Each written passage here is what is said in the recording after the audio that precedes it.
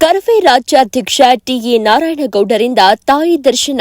ಕರ್ನಾಟಕ ರಕ್ಷಣಾ ವೇದಿಕೆ ರಾಜ್ಯಾಧ್ಯಕ್ಷ ಟಿಎ ನಾರಾಯಣಗೌಡ ಮತ್ತು ಕುಟುಂಬದವರು ಆಗಮಿಸಿ ಆದಿದೇವತೆ ಹಾಸನಾಂಬೆ ದೇವಿ ದರ್ಶನವನ್ನ ಪಡೆದು ಪುನೀತರಾದರು. ನಂತರ ದರ್ಬಾರ್ ಗಣಪತಿ ಹಾಗೂ ಶ್ರೀ ಸಿದ್ದೇಶ್ವರ ದೇವಾಲಯಕ್ಕೆ ತೆರಳಿ ಪೂಜೆ ಸಲ್ಲಿಸಿದರು. ನಂತರ ಮಾಧ್ಯಮದೊಂದಿಗೆ ಮಾತನಾಡಿ, ಹಾಸನ ಶಿಲ್ಪಕಲೆಯ ಶಾಸನ ನನ್ನ ಸ್ವಂತ ತವರು ಜಿಲ್ಲೆಗೆ ಬಂದ ಸಂತೋಷವಾಗಿದೆ. ಪ್ರತಿ ವರ್ಷ ಹಾಸನಾಂಬೆ ದರ್ಶನಕ್ಕೆ ಬಂದಿದ್ದೇವೆ. ಜಿಲ್ಲಾ ಉಸ್ತುವಾರಿ ಸಚಿವರಾದ ಮೇಲೆ ಯಾವುದೇ ರೀತಿಯ ಭಿನ್ನ ವಿಕಲತೆ ಇಲ್ಲದೆ ಅತ್ಯಂತ ವ್ಯವಸ್ಥಿತವಾಗಿ ಭಕ್ತಾದಿಗಳಿಗೆ ತುಂಬಾ ವ್ಯವಸ್ಥಿತವಾಗಿ ದರ್ಶನಕ್ಕೆ ಮಾಡಿಕೊಟ್ಟಿದ್ದಾರೆ. ಅವರಿಗೆ ಮತ್ತು ಜಿಲ್ಲಾಡಳಿತಕ್ಕೂ ವಿಶೇಷವಾಗಿ ಅಭಿನಂದಿಸುತ್ತೇವೆ. ಇಡೀ ಕರ್ನಾಟಕ ಹಾಸನಾಂಬೆ ಕಡೆ ತಿರುಗಿದೆ. ಕನ್ನಡದ ಮೊದಲ ಶಾಸನ ಸಿಕ್ಕಿದ ನಮ್ಮ ಊರು ಹಾಸನ ಅಂತ ಬಣ್ಣಿಸಿದರು. ಇದೇ ವೇಳೆ ಕರ್ನಾಟಕ ರಕ್ಷಣಾ ವೇದಿಕೆ ಜಿಲ್ಲಾಧ್ಯಕ್ಷ ಸಿಡಿ ಮನುಕುಮಾರ್ ಇತರರು ಉಪಸ್ಥಿತರಿದ್ದರು. ಹಾಸನ ಶಿಲ್ಪಕಲೆಯ ಶಾಸನ ಇವತ್ತು ಭಾರಿ ಖುಷಿ ಆಗ್ತಾ ಇದೆ. ನನ್ನ ಸ್ವಂತ ತವರು ಜಿಲ್ಲೆಗೆ ಬಂದಂತ ಖುಷಿ.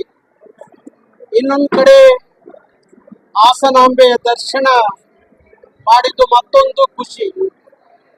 ಕುಟುಂಬ ಸಮೇತರಾಗಿ ಪ್ರತಿ ವರ್ಷ ಹಾಸನಾಂಬೆಯ ದರ್ಶನಕ್ಕೆ ನಾವು ಬರ್ತೀವಿ. ಅದರಲ್ಲೂ ವಿಶೇಷವಾಗಿ ಈ ಬಾರಿ ನಮ್ಮ ಕೃಷ್ಣ ಬೈರೇಗೌಡರು ಹಾಸನ ಜಿಲ್ಲೆಯ ಉಸ್ತುವಾರಿ ಸಚಿವರ ಆದ ಮೇಲೆ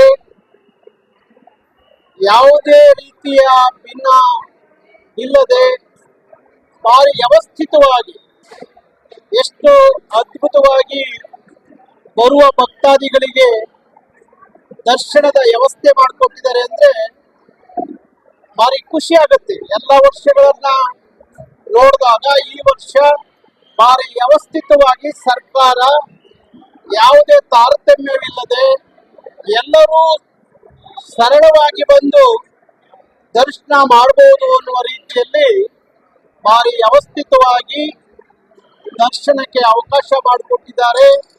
ಅದಕ್ಕಾಗಿ ವಿಶೇಷವಾಗಿ ನಾನು ಕೃಷ್ಣ ಬೈರೇಗೌಡರಿಗೆ ವಿಶೇಷವಾಗಿ ಅಭಿನಂದಿಸ್ತೇನೆ. ನಾನು ಹಾಸನ ಜಿಲ್ಲೆಯವನ್ನಾಗಿ ಬಹುಶಃ ಇತ್ತೀಚೆಗೆ ಇಡೀ ಕರ್ನಾಟಕ ತಿರುಗಿ ಹಾಸನ ಕಡೆ ನೋಡುವಂತ ಪರಿಸ್ಥಿತಿ ಇವತ್ತು ಹಾಸನಾಂಬೆಯ ದೇವಸ್ಥಾನದ ಮುಖಾಂತರ ಆಗ್ತಾ ಇದೆ. ಹಾಸನ ಜಿಲ್ಲೆ ಶಿಲ್ಪಕಲೆಗಳ ತವರೂರು ಅಂತ ಹೇಳಿ ಕರೆಸಿಕೊಳ್ಳುವಂತ ಹಾಸನ, ಕನ್ನಡದ ಮದುವೆಯ ಶಾಸನ ಸಿಕ್ಕಿದಂತ ನಮ್ಮ ಊರು ಹಾಸನ. ಹಾಗಾಗಿ ನಾನು ಇಡೀ ಸರ್ಕಾರವನ್ನ ಮತ್ತೆ ಜಿಲ್ಲಾಡಳಿತವನ್ನ ಮತ್ತೆ ಕೃಷ್ಣ ಬೈರೇಗೌಡರಿಗೆ ಇಡೀ ಕನ್ನಡಿಗರ ಪರವಾಗಿ ವಿಶೇಷವಾಗಿ ಅಭಿನಂದಿಸ್ತೇನೆ. ನಮಸ್ತೆ.